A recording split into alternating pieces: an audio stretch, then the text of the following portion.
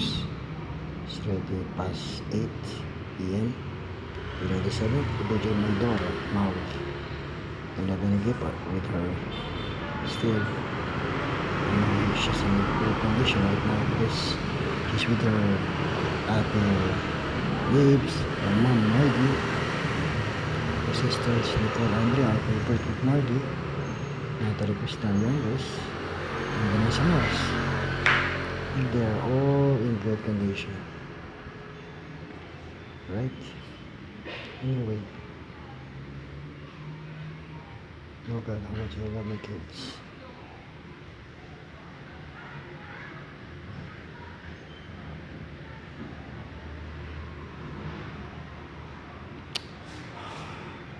So many experience with them.